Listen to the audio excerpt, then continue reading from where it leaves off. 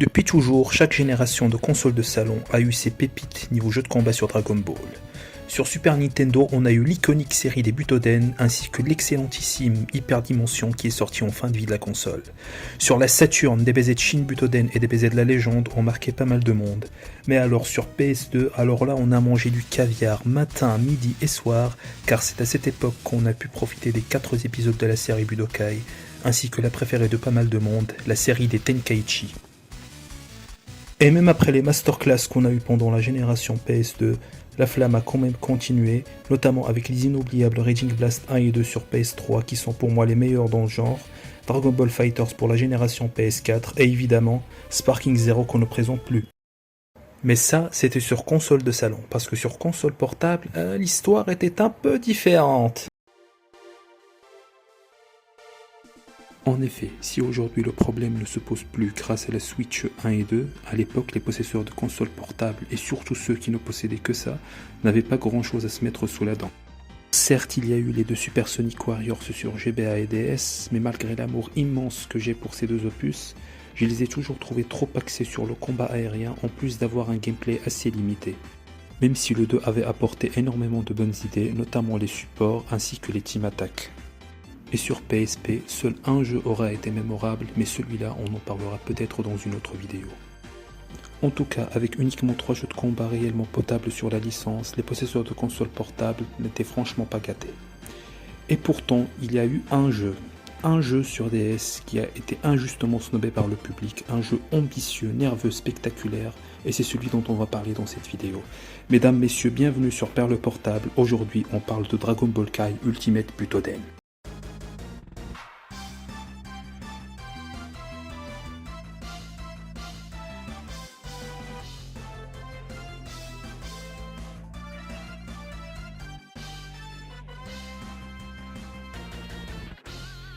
Dragon Ball Kai Ultimate Butoden est sorti sur DS début 2011, édité par Bandai et développé par Game Republic, le même studio derrière Dragon Ball Origins 1 et 2 sur DS.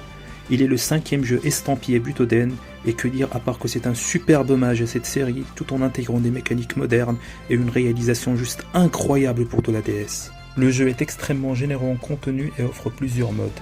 Un mode histoire couvrant tout Dragon Ball Z de l'arrivée des Saiyans jusqu'au combat final contre Kid Buu, ainsi que les histoires de Bardock, Broly et Trunks.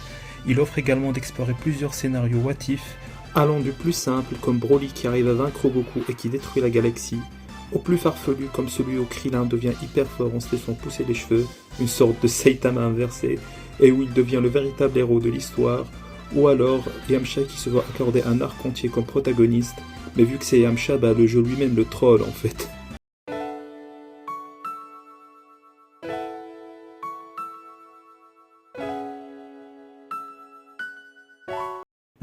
Enfin bref. Le mode histoire est également très impressionnant par le détail et le soin qui lui a été apporté. Chaque chapitre est animé et certains même sont doublés. L'aspect cel shading donne un rendu très propre et fidèle à l'animé malgré les capacités de la DS, et les personnages sont animés fluidement avec plusieurs animations faciales pour chaque situation. Il y a également des QTE pour les moments clés comme le Kamehameha contre Cell ou le Genki Dama final contre Kid Buu. On trouve aussi un mode challenge qui offre plusieurs combats à thème ou avec des exigences pour les terminer. Et un mode combat qui propose du 1v1 mais qui peut aller jusqu'à du 3v3 comme un King of Fighters. Ce qui m'amène d'ailleurs à aborder un point, le roster. Le jeu propose plus d'une cinquantaine de personnages et tout le monde y est. Les Z-Fighters, les Saiyans, Freezer et son armée, les cyborgs, Boo, Broly, tout le monde y est.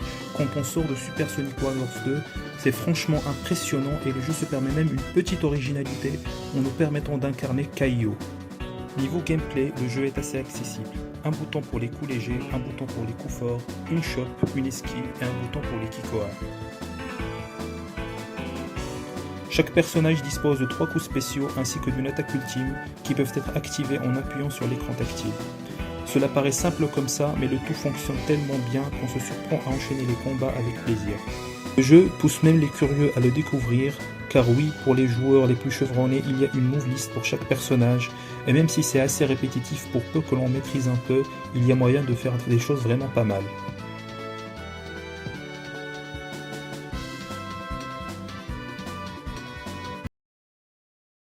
Les attaques ultimes sont d'ailleurs toutes spectaculaires, même pour les personnages mineurs. Tous se sont vus apporter un soin extraordinaire et ça se voit que le jeu a été fait par des passionnés. On peut d'ailleurs les contrer de 3 manières différentes en gagnant plus de points que l'adversaire au mini-jeu qui survient au début de l'attaque, un peu semblable au Budokai et Naruto Ultimate Ninja sur PS2. On peut soit les dévier directement ou les contrer avec un combat de rayon, ou alors on peut simplement se protéger, une dynamique directement prise de la série des Butoden.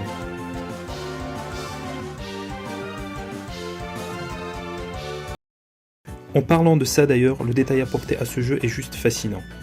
A chaque fois que j'y retourne, j'y découvre un nouvel easter egg. Rien qu'en préparant cette vidéo, je me suis rendu compte qu'il y avait un mot de passe pour débloquer Broly et Bardock, l'exact même mot de passe que sur Super Butoden.